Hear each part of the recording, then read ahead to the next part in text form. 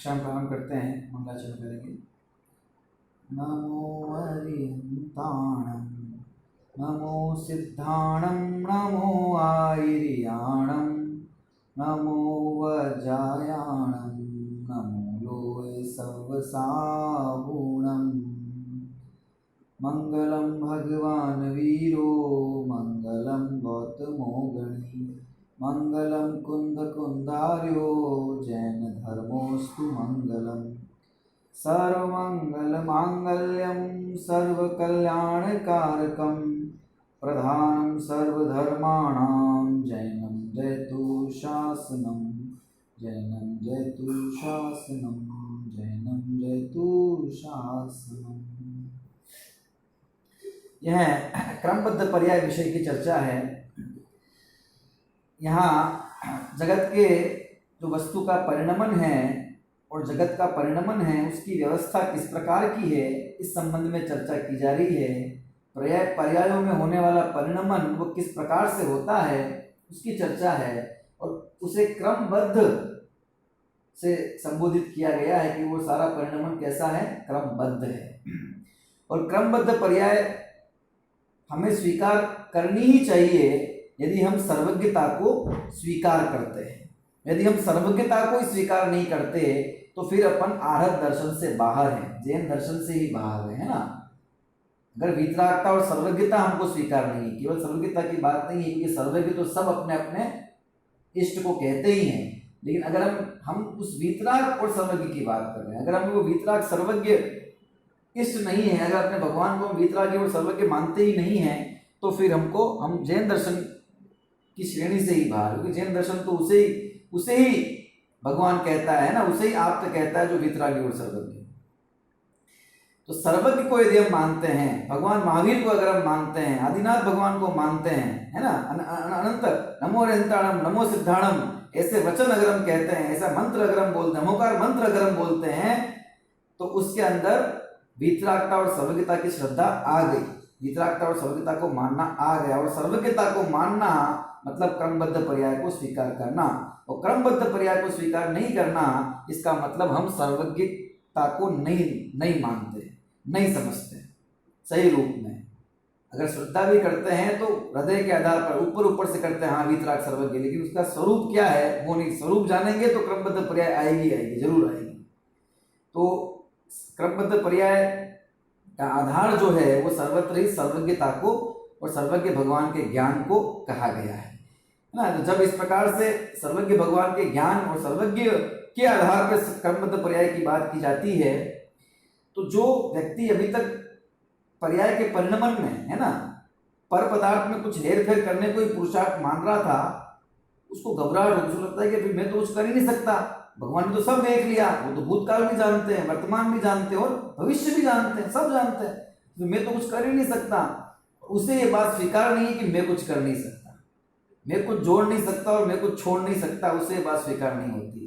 तो फिर वो जो सर्वज्ञ भगवान के सत्ता से तो स्वीकार नहीं करता, लेकिन उनकी जो सर्वज्ञता है, केवल ज्ञान का जो स्वरूप है, उसमें अपने हिसाब से सेटलमेंट करना चाहता है, उसको अपने हिसाब से बिठाना चाहता है, जिसमें उसकी बात भी रह जाए और सर्वज्ञता भी रह जाए। पर ऐसा हो ही नहीं सकता, जहां जो बात फिट होगी नहीं उसको कैसे करोगे, है ना। सर्वज्ञता में क्या प्रश्न लगाओगे जब जो सब कुछ जानता है। अब सब कुछ किस प्रकार से जानता है हम तो वो जानने का प्रयास करें, सब कुछ जानता है कि नहीं जानता है ये जानने का प्रयास नहीं, क्योंकि वो तो जानता है सब कुछ, है ना। और उसकी पुष्टि करने के लिए आगम के कई उदाहरण है। तत्वार्थ सूत्र जी में ही सर्वधर्म पर्यायेषु केवलस्य ऐसा कहकर उस केवल ज्ञान के महात्म्य को बताया गया है। इसलिए भूतकाल की पर्याय, वर्तमान की पर्याय और भविष्य की भी समस्त पर्यायों को केवल ज्ञान, है ना, स्पष्ट जानता है। इसका मतलब वो कैसी है, निश्चित है, ठीक है। तो इस प्रकार से केवल ज्ञान की बात बताओ। केवल ज्ञान के बारे में और भी, है ना, जब इस सर्वार्थ सिद्धि में सूत्र सर्वद्रव्य पर्यायेषु केवलस्य सूत्र की टीका जब आचार्य पूज्यपाद स्वामी लिखते हैं तो वे क्या लिखते हैं वो द्रष्टव्य है। आइए देखते हैं हम।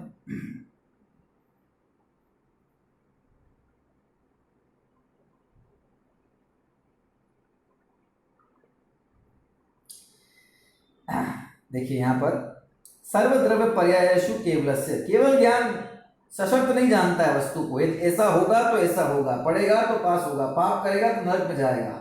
वो तो पक्का जानते हैं निश्चित कि भविष्य में ये पाप परिणमन करेगा, उससे उसको ऐसा ऐसा असता कर्म बंधेगा, ऐसे ऐसे नरकायु का बंध होगा उसके परिणामों से, और ऐसे ऐसे जगह इतनी इतनी आयु लेकर इस नरक के, है ना, इस पटल में इतनी आयु लेकर पैदा होगा, और वहां फिर कैसे परिणाम करेगा, वहां से कहा सब उनके ज्ञान में है। ऐसा पाप करेगा तो नरक में जाएगा, इसलिए पाप मत कर, पुण्य कर तो तू स्वर्ग में चला जाएगा, कुछ भी हो सकता है, नरक में भी जा सकता है, स्वर्ग में भी जा सकता है, सब किस पे डिपेंड करता है, डिपेंड करता है तेरे भावों के ऊपर। इसलिए बढ़िया भाव कर, तो मतलब अपने भविष्य के निर्माता हम स्वयं में, आता है लोग में, है ना, अपनी किस्मत हम खुद लिखते हैं, अपना भाग्य हम खुद बनाते हैं, है ना। जो पर में पुरुषार्थ, पर में कुछ है बदल कोई जो पुरुषार्थ मानते हैं, तो वो इस प्रकार की उक्तियां, इस प्रकार की बातें, है ना, पुरुषार्थ प्रेरक जिन्हें कहा जाता है लोक में, ऐसी बहुत सुनने मिलती है ना, कि अपनी किस्मत हम खुद बनाते हैं।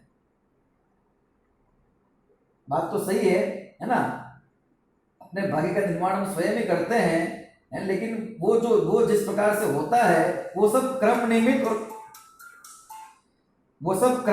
और क्रम, है ना, व्यवस्थित है, क्रम व्यवस्थित है पूरी तरह से,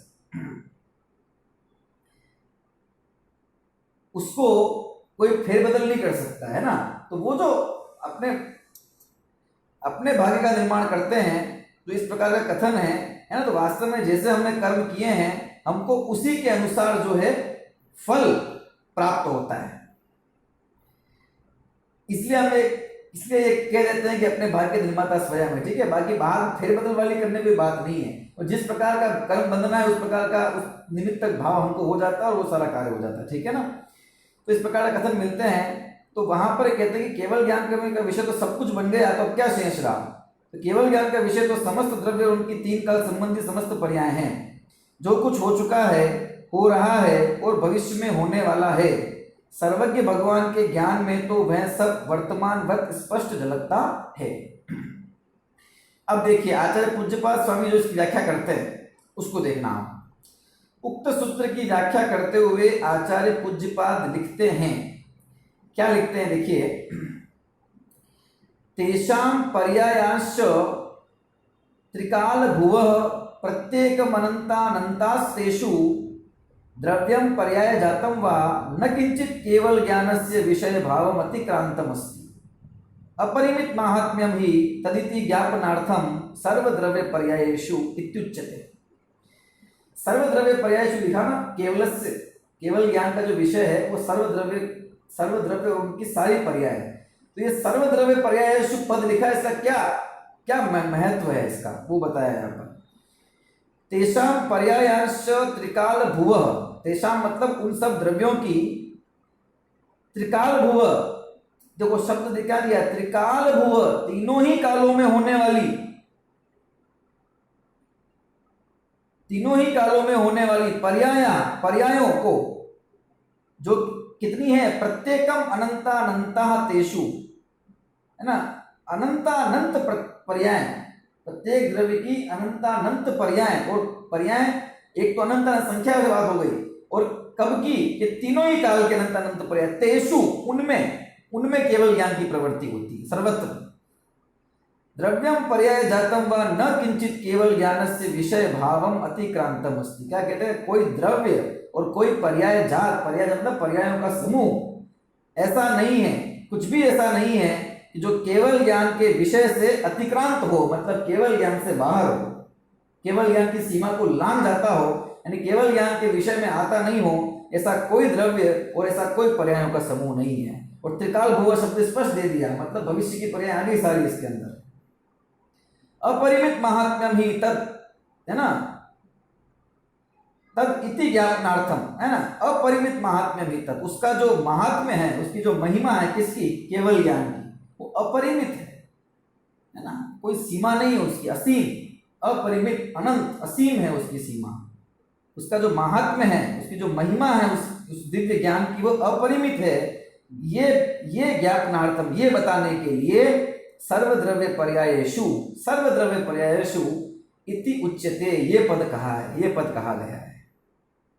तो आगे ना बात इसके अंदर ये टीका में लिखा है आचार्य पूज्यपाद स्वामी ने, कोई द्रव्य और कोई पर्यायों का समूह ऐसा नहीं है जो केवल ज्ञान के विषय से बाहर हो जाए, है ना। और उन द्रव्य की त्रिकाल भूव पर्याय, तीनों लोक में, तीनों कालों में होने वाली, त्रिकाल भूव मतलब तीनों कालों में होने वाली, तीनों कालों में होने वाली अनंत अनंत पर्यायों में उस केवल ज्ञान की प्रवृत्ति होती है। देखो हिंदी में देखिए, सब द्रव्यों की पृथक पृथक तीनों कालों में होने वाली अनंत अनंत पर्याय हैं, इन सब में केवल ज्ञान की प्रवृत्ति होती है। ऐसा न कोई द्रव्य है और न पर्याय समूह है जो केवल ज्ञान के विषय के परे हो। केवल ज्ञान का महात्म्य अपरिमित है, इसी बात का ज्ञान कराने के लिए सूत्र में सर्वद्रव्य पर्यायेषु कहा है।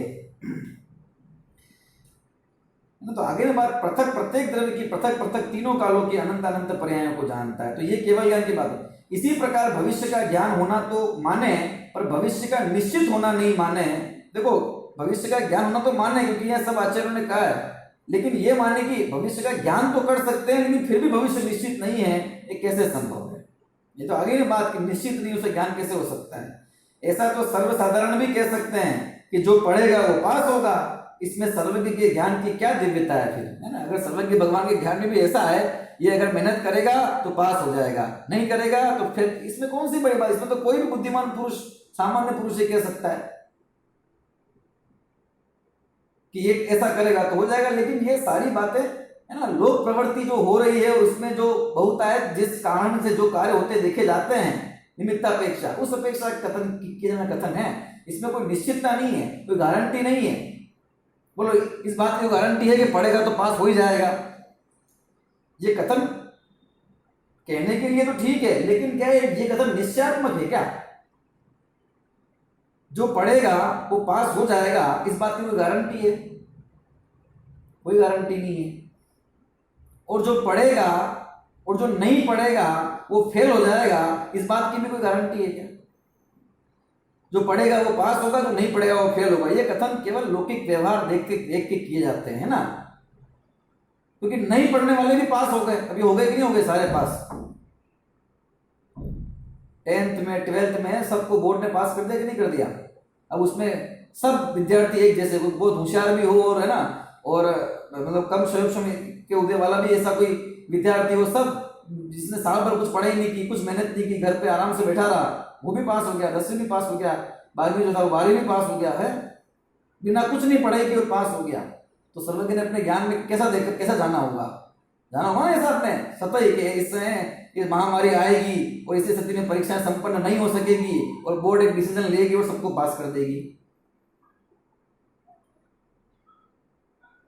तो इस प्रकार का बिना पक्का ज्ञान, है ना, बिना गारंटी वाला ज्ञान नहीं होता है। वो तो पक्का होता है कि ऐसा ही होगा, ठीक है। और अगर ऐसा नहीं हो तो फिर क्या दिव्यता? इस प्रकार ये कथन है ना कि ऐसा करेगा तो ऐसा होगा, ये तो कोई भी कह सकता है। देखो आचार्य कुंद कुंद क्या कहते हैं केवल ज्ञान के लिए। देखो आचार्य कुंद कुंद देव के भी मूल गाथा यहां पर दी हुई है ना, प्रवचन सार जी गाथा नंबर 39।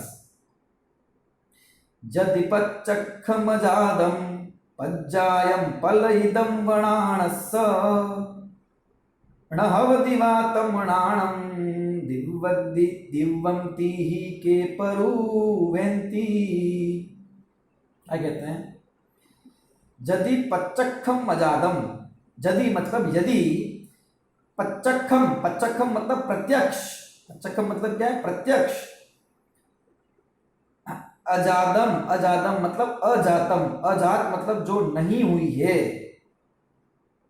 ठीक है, जो पर्याय उत्पन्न नहीं हुई है वो अजात। पज्जायम पलइदम, जो पलायित हो चुकी है, मतलब हो चुकी है, जो पर्याय अभी उत्पन्न नहीं हुई है और जो पर्याय हो चुकी है, अगर वो पर्याय णाणस पच्चकम न होती, अगर ज्ञान के उस ज्ञान के प्रत्यक्ष न हो, उस ज्ञान का प्रत्यक्ष न हो, ज्ञान का विषय न बने, तमणाणम दिव्यम ही के परुवेंती, तो फिर तमणाणम उस ज्ञान को के दिव्यम परुवेंती, है ना, उस ज्ञान को दिव्य कौन कहेगा? कौन उस ज्ञान को दिव्य कहेगा? पर्याय जो अनुत्पन्न है या नष्ट जो हो गई है, यदि नहीं जाने ज्ञान तो उस ज्ञान की क्या दिव्यता। इसका अनुवाद है हिंदी में। पर्याय जो अनुत्पन्न है, पज्जायम अजादम, जो पर्याय पज्जायम अजादम, जो अभी उत्पन्न नहीं हुई है, या मतलब क्या हो, मतलब भविष्य की पर्याय, या नष्ट जो हो गई है, पज्जायम पलयितम, जो पलायित हो गई है पर्याय, भूतकाल की पर्याय, भविष्य की पर्याय, वर्तमान तो है ही, वर्तमान तो हो ही रही है। यदि नहीं जाने ज्ञान तो, है ना, राणस्य, यदि राणस्य पक्षकम न होदि, अगर उस ज्ञान की प्रत्यक्ष न हो तो ज्ञान की क्या दिव्यता है। दिव्यंती ही के, उसे दिव्य कौन कहेगा। मतलब केवल ज्ञान की दिव्यता यह है कि उसमें अनुत्पन्न और उत्पन्न, है ना, और जो वर्तमान में है वो सब पर्याय उसका विषय बनती है। यदि अनुत्पन्न भविष्य की और विनश्य भूत की पर्याय सर्वज्ञ के ज्ञान में प्रत्यक्ष न हो तो उस ज्ञान को दिव्य कौन कहेगा। तो यहाँ पर ये सब जगह ये बताना चाहा है, ये बताना चाह रहे हैं कि सर्वज्ञता को अगर स्वीकार कर रहे हैं, सर्वज्ञ भगवान की सत्ता स्वीकार कर रहे हैं, हम अपने आप को, है ना, हम नमो अरिहंतारो नमो सिद्धाणम में जिन अनंत और सिद्ध परमेष्टि को याद करते हैं, उन्हें अगर हम सर्वज्ञ स्वीकार करते हैं तो सर्वज्ञता का मतलब ये है कि भूतकाल, वर्तमान और भविष्य की सब पर्याय जानते हैं। भविष्य के ऊपर यहाँ विशेष जोर देना जरूरी है क्रमबद्ध पर्याय के विषय में। और भविष्य के सब पर्याय को जानते हैं, इसलिए जानते हैं कि वो निश्चित है कब कहाँ कौन सी कैसे होने वाली है। इसलिए केवल ज्ञान के बारे में ये बताया जा रहा है केवल ज्ञान होता कैसे, होता कैसा होता है, कैसे उसका स्वरूप है ना। इसलिए उसके स्वरूप में अपन अपनी अभी मिथ्या अभिमान को पुष्ट करने के लिए, मिथ्या मान्यता को पुष्ट करने के लिए फेरबदल नहीं करें, नहीं उसकी गलत व्याख्याएं करें। धवला पुस्तक 6 में इसी बात को इस प्रकार व्यक्त किया था। भाई सब ग्रंथों के कहाँ है ना, समय को आचार्य कुंद का प्रवचन सार जी में ले लिया, ठीक है, फिर आचार्य अमृतचंद देव, आचार्य उमा स्वामी देव का तत्वा सूत्र जी के अपने सूत्र देख लिया, ठीक है, उसी की टीका में आचार्य पूज्यपाद स्वामी का सर्वासिद्धि में क्या भाव है वो देख लिया। अब धवला में क्या कहते हैं देखो, नट्ठाणुपन्न अत्थाणम कथम तदो परिच्छेदो न केवलतादो बज्जत्था वेखाय विना तदुपत्तिये विरोहा भावा। क्या कहते हैं देखिए, नट्ठाण उपन्न अत्थाणम, नट्ठाण उपन्न अत्थाण, उपन्न मतलब जो उत्पन्न हो गए हैं, नट्ठाण मतलब जो नष्ट हो गए हैं, है ना, नट्ठाण जो नष्ट हो गए हैं, और उपन्न न उत्पन्न जो अभी उत्पन्न नहीं, नट्ठा और नुपन्न जो अभी नष्ट हो गए हैं, और जो नुपन्न न उपन्न अभी उत्पन्न नहीं हुए हैं। अत्थाण मतलब अर्थों को, ये अर्थ जो हैं, जो पदार्थ नष्ट हो गए हैं और जो पदार्थ अभी उत्पन्न नहीं हुए हैं, कथम तदो परिच्छेदो, तदो मतलब उसके, है ना, परिच्छेद उसके ज्ञान के विषय कैसे हो सकते हैं, है ना, कैसे उनको उसका ज्ञान हो सकता है केवल ज्ञानी को। ये यहाँ पर एक प्रश्न है, इसका समाधान करते हैं ना, नहीं, तुम्हारी ये बात ठीक नहीं है। क्यों? केवल तादो बज्जत्था वेखाय विना, केवल ज्ञान तो, केवली का जो ज्ञान है वो क्या है, बज्जत्थ अवेखाय विना। बज्जत्थ मतलब बाहर के जो अर्थ हैं, बाहरी पदार्थ हैं, उसकी अपेक्षा के बिना, बज्जत्थ अवेखाय विना, बाहरी पदार्थों की अपेक्षा के बिना, तदुपत्ति उसकी उत्पत्ति होने में, विरोहा भावा, है ना, उसकी उत्पत्ति होने में कोई विरोध का अभाव है। इसका मतलब उसकी उत्पत्ति होने में, केवल ज्ञान की उत्पत्ति होने में कोई विरोध नहीं है बाहरी पदार्थों की अपेक्षा के बिना।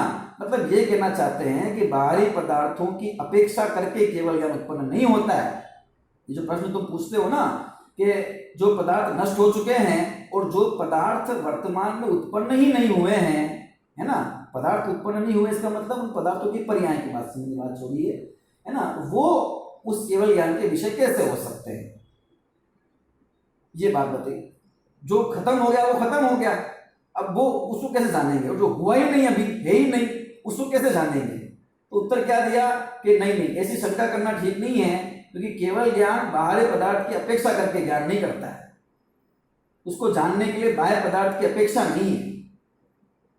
मतलब पदार्थ उत्पन्न पर्याय उत्पन्न होगी तो जानेगा, मतलब जो सामने होगी तो जानेगा, अगर नहीं होगी खत्म हो गई तो भी नहीं जानेगा, उत्पन्न नहीं हुई तो भी नहीं जानेगा, ऐसा केवल ज्ञान का स्वरूप नहीं है। वो तो समस्त पर्यायों को जानने का स्वरूप है।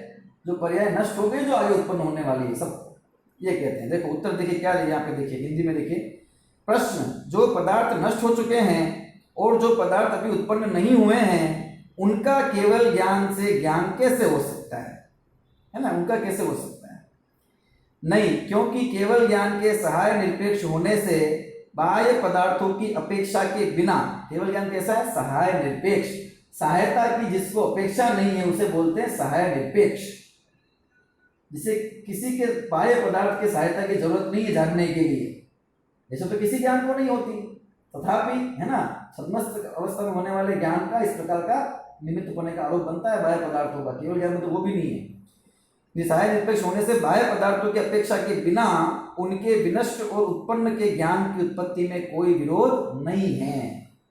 इस तरह यहाँ भी क्या कह दिया, यहाँ भी यही यहाँ इस बात पे जोर देना है अपन को कि जो पदार्थ विनष्ट हो गए हैं और अभी उत्पन्न नहीं हुए हैं उनको केवल ज्ञान जानता है, इसमें कोई दिक्कत नहीं। तो यहाँ भी ये बात बताई कि केवल ज्ञान भविष्य को जानता है। अपन तो ये पॉइंट लेके चलना है बस, केवल ज्ञान भविष्य को निश्चित रूप से जानता है। तो वो अलग अलग ग्रंथों से लिया है। आचार्य अमृतचंद देव ने सर्वज्ञ द्वारा समस्त ज्ञेयों को एक क्षण में संपूर्ण गुण और पर्यायों सहित अत्यंत स्पष्ट रूप से प्रत्यक्ष जानने की चर्चा इस प्रकार की है।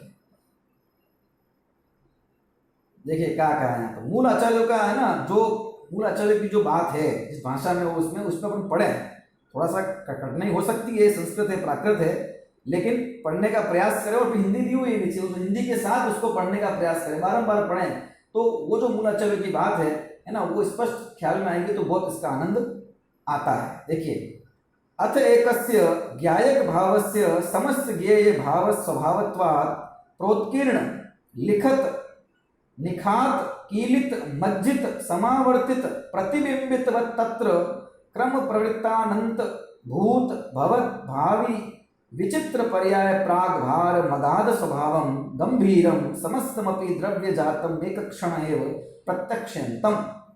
क्या कह रहे हैं देखो, अथ एकस्य ज्ञायक भावस्य समस्त ज्ञेय भाव स्वभावत्वात्, या एक ज्ञायक भाव का समस्त ज्ञेय भावों को है ना, समस्त ज्ञेय पदार्थ समस्त पदार्थों को जानने का स्वभाव होने से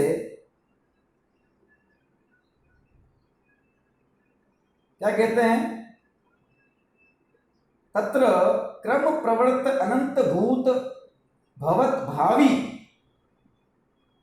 उनकी है ना क्रम से प्रवृत्त होने वाली अनंत भूतकाल की, भवत मतलब हो रही है, जो भवत वर्तमान में हो रही है भवन, और भावी जो होगी, ऐसी विचित्र पर्याय जितनी भी है ना, नाना प्रकार की विचित्र मतलब नाना प्रकार की अलग अलग टाइप की पर्याय, प्राग भारम अगाध स्वभावम गंभीरम समस्तमपि द्रव्य जातम, है ना, उन समस्त पर्यायों को ग्रहण करने का अगाध स्वभाव गंभीर स्वभाव होने से समस्त द्रव्य जातों को मतलब समस्त द्रव्य के समूह को एक क्षण में ही प्रत्यक्ष करता है, एक क्षण में प्रत्यक्षंतम, एक क्षण में ही प्रत्यक्ष करता है। और कैसे प्रत्यक्ष करता है वो देखो ऊपर अब सेकंड लाइन में, जैसे प्रोत्कीर्ण है ना, मानो वे द्रव्य कैसे उत्कीर्ण हो गए हो ज्ञायक के अंदर, उस आत्म द्रव्य ज्ञायक में क्या हो गए हो, सारे जगत के द्रव्य उत्कीर्ण, उत्कीर्ण मतलब ना टंकोर टांकी से कोई खोद दे किसी जगह पर बिल्कुल अंदर है ना, लिखत निखात है ना, लिखत बिल्कुल वहां चित्रित हो गए हो, निखात अंदर घुस गए हो, मतलब निखात का मतलब है ना, ये शब्द विशिष्ट शब्द है। कीलित अंदर कीलित हो गए हो, समा गए हो, किसी ने कोई कील लगा दी हो। मज्जित मज्जित मतलब डूब गए हो उसके अंदर है ना, निमज्जन हो गया हो। समावर्तित सब ओर से बिल्कुल समा गए हो, और प्रतिबिंबित हो गए हो, है ना। ये सब बातें बताई ये बताने के लिए कि केवल ज्ञान कितना प्रत्यक्षतया जानता है, विशेषण है ना, एक तरह से ये सब विशेषण दे दिए कि किस प्रकार से जानता है। देखिए एक ज्ञायक भाव का समस्त ज्ञेय को जानने का स्वभाव होने से क्रमशः प्रवर्तमान, लिखा ना क्रम प्रवृत्त, क्रमशः प्रवर्तमान अनंत भूत वर्तमान भावी विचित्र पर्याय समूह वाले अगाध स्वभाव और गंभीर ऐसे समस्त द्रव्य मात्र को, यह द्रव्य सारे द्रव्य को जानते हैं। कैसे हैं द्रव्य? भूत भावी वर्तमान समस्त पर्यायों से युक्त हैं, अगाध स्वभाव वाले हैं, गंभीर है मतलब अनंत गुणों से युक्त हैं। मानो वे द्रव्य ज्ञायक में उत्कीर्ण हो गए हो, चित्रित हो गए हो, भीतर घुस गए हो, कीलित हो गए हो, डूब गए हो, समा गए हो, प्रतिबिंबित हो गए हो। इस प्रकार एक क्षण में ही जो शुद्धात्मा प्रत्यक्ष करता है। भूत भावी और वर्तमान, भावी मतलब भविष्य की सब पर्यायों को एक ही क्षण में वो ज्ञान क्या करता है? प्रत्यक्ष करता है। सर्वज्ञ के ज्ञान किस प्रकार के विषय, तो यहां भी ये बात है। और भी देखिए है ना क्या कहते हैं, और भी देखिए। अलमथ वाति विस्तरेण अनिवारित प्रसर प्रकाशशालीतया क्षय ज्ञानम अवश्यमेव सर्वदा सर्वत्र सर्वथा सर्वमेव जानीयात्। अलम अथ है, अलम अथ व अति विस्तरण। अब अलम मतलब होता है बस करो, अथ अब अति विस्तार करने से बस करो। और क्या कहें, इसका मतलब ये हुआ। अब और क्या कहें, ज्यादा क्या कहें, ज्यादा नहीं बोलते हैं कि अनिवारित प्रसर प्रकाशशालीतया। अनिवारित प्रसर, अनिवारित मतलब जिसे निवारा नहीं जा सकता, रोका नहीं जा सकता, है ना। ऐसा प्रकाशमान जिसका प्रकाश जिसका प्रसारित हो गया है, ऐसा इतना प्रसारित हो गया जिसको रोक नहीं सकते, है ना। ऐसा वो क्षय ज्ञान, ये कह रहे हैं। क्षय ज्ञान मतलब वही केवल ज्ञान है ना, क्षय भाव है। क्षय ज्ञानम अवश्य में, वो क्षय ज्ञान निश्चित ही सर्वदा, सर्वदा मतलब हमेशा। केवल ज्ञानी कब लोग को जानते हैं? हमेशा जानते हैं। सर्वत्र सब स्थान पर, सर्वथा सब प्रकार से, और सर्व में सबको ही जानियात जानता है। अथवा अति विस्तार से बस हो, जिसका अनिवार्य फैलाव है ना। ऐसा प्रकाशमान होने से क्षय ज्ञान अवश्य में सर्वदा सर्वत्र सर्वथा सर्व को जानता है। कुछ भी ऐसा नहीं जो उस ज्ञान से शेष रहा हो। यहाँ पे इतना क्यों जोर दिया जा रहा है ना, अलग अलग ग्रंथों के उदाहरण देकर ये बात क्यों विस्तार से इतनी बताई जा रही है कि केवल ज्ञान सब जानता है, सर्वज्ञ सब जानते हैं। सर्वज्ञ ये इसलिए कहा जा रहा है कि जो ये शंका पूर्व में उठ गई है ना कि हाँ केवल ज्ञानी पहले तो ये कहता है कि है ना, शंकालु चित्त वाला व्यक्ति की पहले तो कहता है कि नहीं भविष्य को जानते नहीं, भविष्य तो हुआ ही नहीं, कैसे जानेंगे, घटनाएं घटी नहीं, जानेंगे कैसे उनको, तो वो नहीं, भूतकाल को वर्तमान को ही जानते हैं। फिर कहता है कि ऐसा कहने में तो उनकी त्रिकालज्ञता बाधिक होती है, और त्रिकालज्ञ नहीं, वो सर्वज्ञ कैसा।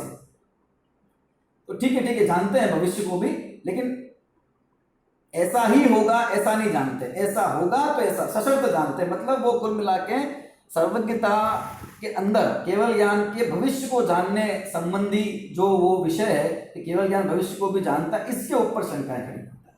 और जानता है तो किस, उसको उस चीज को बताने के लिए, उसका निराकरण करने के लिए कि नहीं केवल ज्ञानी भविष्य को जानते और वैसे ही जानते जैसे वर्तमान और भूत को जानते हैं, प्रत्यक्ष बिल्कुल, है ना। और समस्त पर्याय जानते हैं, ऐसा होगा तो ऐसा होगा, इस प्रकार से जानते हैं, ऐसा ही होगा, ये ही होने वाला है, उनके ज्ञान में स्पष्ट है, इस प्रकार से जानते हैं। इस बात की पुष्टि करने के लिए यहाँ पर आगम के अलग अलग उदाहरण दिए हुए हैं और केवल ज्ञान का महात्म्य बताया गया है कि केवल ज्ञान है ना, शाही ज्ञान है, समस्त कर्मों का अभाव होने पर अपनी आत्मा के स्वाभाविक जो ज्ञान की पर्याय पूर्ण विकसित प्रकट हो गई है। पूर्ण विकसित का मतलब ही ये है कि इसमें कुछ बाकी ना रहे, तो बाकी रह जाए तो पूर्ण विकसित कैसे,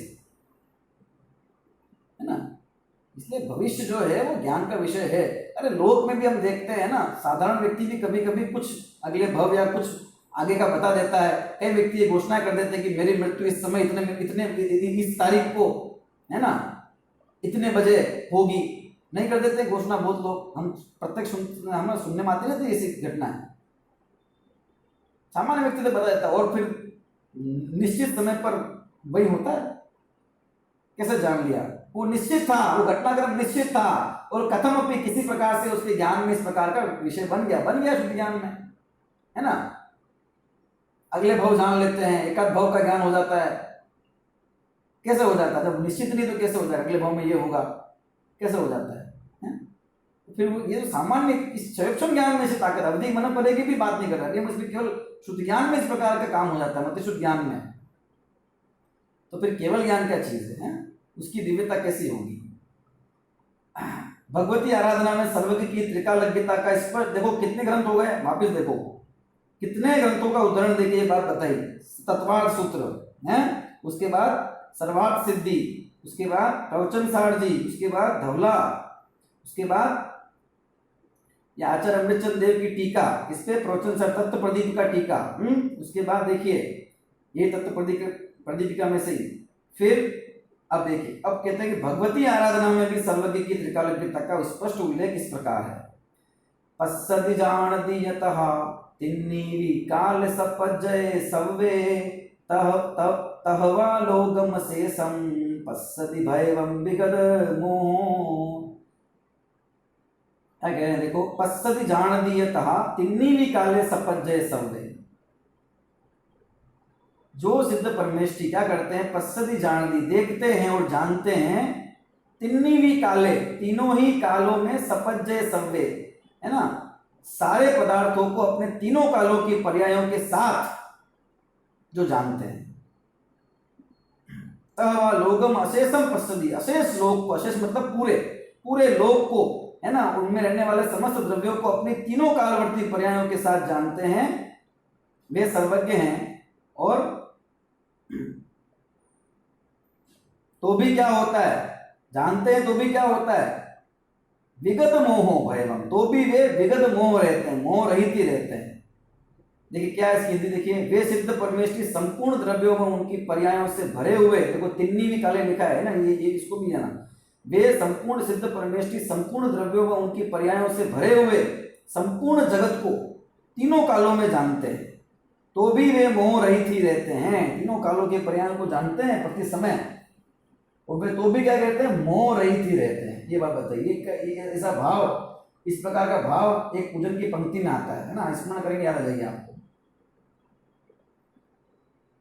विज्ञान नगर के वैज्ञानिक तेरी प्रयोगशाला विस्मय, केवल्य कला में उमड़ पड़ा संपूर्ण विश्व का ही वैभव। युगल जी बाबू जी की पूजा में विज्ञान नगर के वैज्ञानिक तेरी प्रयोगशाला विस्मय, मतलब तेरा ज्ञान जो है वो बड़ा आश्चर्य का है कि उस केवल ज्ञान की कला में सारी दुनिया, सारा लोक उमड़ पड़ा। लोक उमड़ पड़ा तो सब भूत भविष्य भावी वर्तमान पर्यायों के साथ सारे अर्थ है ना। अब आगे देखिए, जो इसमें विगत मोह वाली बात आई है ना, वो उसमें कहाँ है ये देखिए, केवल्य कला में उमड़ पड़ा संपूर्ण विश्व का ही वैभव, पर तुम तो उससे अति विरक्त नित निरखा करते निज निधियां, अतएव प्रतीक प्रदीप लीरे में मना रहा दीपावलियां। दीप का छंद है, पर तुम तो उससे अति विरक्त है, अति विरक्त रहते हैं। तो यहाँ भी क्या बात है कि भाई तीनों कालों में जानते हैं ना। इसी प्रकार का भाव आचार्य अमित गति ने योग सार में भी व्यक्त किया है। अतीता भाविनश्चार्था स्वे स्वे काले यथाखिलः वर्तमानस्ततस्तद्वेत्ति तानपि केवलम्। अतीता भाविनः च अर्थः स्वे स्वे काले यथाखिलः वर्तमानः ततः तद वेत्ति तान अपि केवलम। क्या कहते हैं, भूत और भावी समस्त पदार्थ जिस रूप से अपने अपने काल में वर्तमान रहते हैं, अतीता भावी, भावी न बीते हुए और भावी न मतलब होने वाले, अर्थ अपने अपने काल में है ना, जिस जिस प्रकार से व्यवस्थित रहते हैं, केवल ज्ञान उन्हें भी उस रूप से जानता है। जो भूतकाल में बीता उसे है ना, उसको भी वर्तमान में हो रहा है, उसको भी भविष्य में जो होने वाला है उसको भी वो उन स्वभावों के साथ जानता है। यहाँ भी ये बात बताइए, देखिए है ना, भूत और भावी समस्त पदार्थ जिस रूप से अपने अपने काल में वर्तमान रहते हैं, केवल ज्ञान उन्हें भी उसी रूप से जानता है।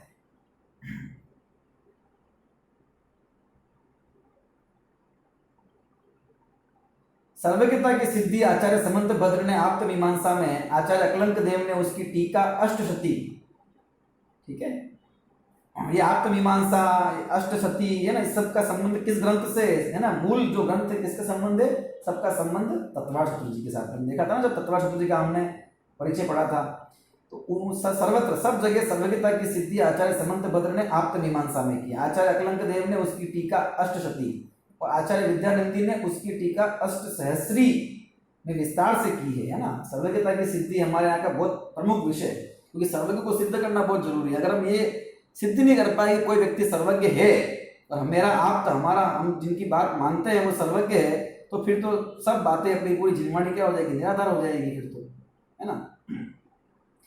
तो सर्वज्ञ सिद्धि जैन न्याय शास्त्र का एक प्रमुख विषय है।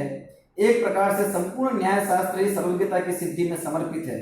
फिर भी जब न्याय विषयक अनेक उपाधियों से विभूषित विद्वत वर्ग सर्वज्ञता में भी आशंकाएं व्यक्त करने लगता है या उसकी नई नई व्याख्याएं प्रस्तुत करने लगता है, तो आश्चर्य हुए बिना नहीं रहता। अरे सर्वज्ञ भगवान का भविष्य संबंधी ज्ञान पढ़ेगा तो पास होगा के रूप में अनिश्चयात्मक नहीं होता, है ना।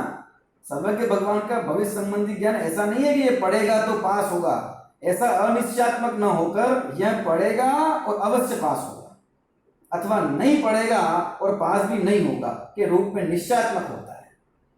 पढ़ेगा तो पास होगा, पुण्य करेगा तो स्वर्ग में जाएगा, पाप करेगा, इस प्रकार से है ना, सशर्त होकर अनिश्चयात्मक रूप से नहीं जानते ऐसा होगा तो ऐसा होगा, अगर मगर नहीं वहां तो पक्का है, नहीं पढ़ेगा और फेल होगा, या फिर नहीं पढ़ेगा तो भी पास होगा, पढ़ेगा और पास होगा, या फिर पढ़ेगा तो भी फेल हो जाएगा। जो भी होने वाला होगा जिसके साथ में वो उनके ज्ञान में प्रत्यक्ष करेगा कि नहीं करेगा, पढ़े हैं करे हैं। ये बालक उत्पन्न होता है तो माता पिता उसके भविष्य का निर्धारण कर देते हैं, ये भविष्य में इंजीनियर बनेगा कि डॉक्टर बनेगा कि कलेक्टर बनेगा कि क्या बनेगा ना, और पूरा प्रयास करते हैं उसको उसी दिशा में तैयार, उसको मानसिक रूप से तैयार करते हैं। फिर वो है ना तत्संबंधी विषय लेता है, उसको वैसे कॉलेज में भेजने का प्रयास करते हैं। फिर भी क्या होता है ऐसा कि क्या होता है, वो क्या बनता है, उसको जो बनना होता है बनता है। माता पिता सोचे कि ये कलेक्टर बनेगा और वो व्यापार करने लग जाता है।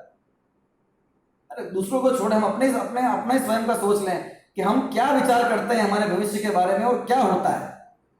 अभी जो हम सब जिस अवस्था में जैसे हैं, क्या हमने बिल्कुल ऐसा ही सोचा था कि हम ऐसे ही होंगे आज से 20 साल पहले, 50 साल पहले, जब भी जितनी भी हमारी उम्र, जब तक हमारी चेतना आई कि भविष्य में ये बनूंगा इस प्रकार से, नहीं होता गया, जैसा है वैसा है। तो ये सब बातें कैसी है, निश्चित है कब कैसा क्या होने वाला है, कौन क्या क्या क्या बनने वाला है ना, लेकिन विकल्प नाना प्रकार के होते हैं। तो भगवान का ज्ञान कैसा है भाई, अनिश्चयात्मक न होकर ये पढ़ेगा और अवश्य वो पास होगा अथवा नहीं पढ़ेगा और पास भी नहीं होगा, इस रूप में निश्चयात्मक भगवान का ज्ञान होता है। भविष्य को निश्चित मानने में अज्ञानी को वस्तु की स्वतंत्रता खंडित होती प्रतीत होती है ना। वस्तु की आजादी, कुछ कर नहीं सकते ना, कुछ कर नहीं सकते तो बंधन लगता है, और उसका ध्यान इस ओर नहीं जाता कि भविष्य को अनिश्चित मानने पर ज्योतिष आदि निमित्त ज्ञान काल्पनिक सिद्ध होंगे, जबकि सूर्य ग्रहण आदि की घोषणाएं वर्षों पहले कर दी जाती है और वे सत्य निकलती है। केवल ज्ञान की बात तो रहने दें, पर शैवक्षमिक ज्ञान है, इस शैवक्षमिक ज्ञान में भी किस प्रकार से भविष्य संबंधी है ना कुछ विशिष्ट ज्ञान उत्पन्न होता है किसी किसी के, है ना, और वो सब घोषणा कर देता है ऐसा ऐसा होगा और वही होता है ना। ये भी तो देखा जाता है। तो उस संबंधी भी वो अन्य प्रकार से अब है ना इस क्रमबद्ध पर्याय के विषय को जाना जाएगा। तो आज सर्वज्ञ भगवान और उनके केवल ज्ञान की क्या महत्ता है, सर्वज्ञता किस प्रकार से भूत भविष्य भावी सबको अपना विषय बनाती है, उस संबंधी विभिन्न उदाहरण हमने शास्त्रों के देखे और उस केवल ज्ञान की महिमा को जाना। ऐसे केवल ज्ञान से युक्त रीति केवल ज्ञानी प्रभु को हम नमस्कार करके अभी का विषय पूर्ण करते हैं।